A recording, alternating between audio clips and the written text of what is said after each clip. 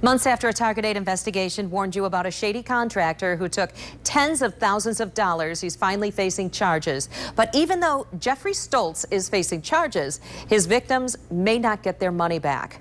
24-hour News 8's Joe LaFurgey is on this story, new at 6. One of the victims is finally getting over the pain of having to live in an unfinished house for months. But the financial pain caused by the deal, well, that's going to take a lot longer to heal.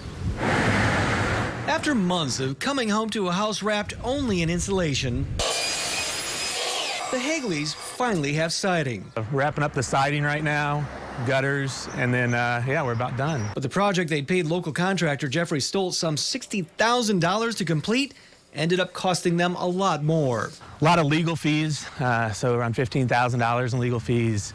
We've got a lot of other additional costs. So, I mean, I'm thinking close to $100,000 in damages. You know, we hope there's not going to be just a slap on the wrist and nothing gets done. Investigators say Stoltz started this and other projects for East Grand Rapids homeowners, but left a trail of unfinished work and unpaid bills. After a 3-month investigation, Kent County prosecutors have charged Stoltz of East Grand Rapids with 2 counts of larceny by conversion and 1 count of bad check writing.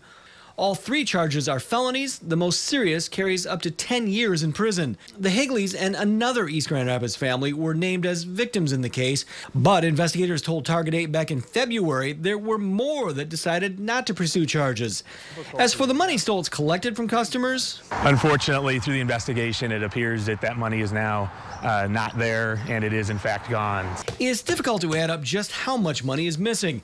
Court records show Stoltz was paid over $171,000 for the 2 projects he was charged in connection with. Some of the work was completed, but along with the work that wasn't finished, investigators say Stoltz bounced over $24,000 in checks to contractors and subcontractors.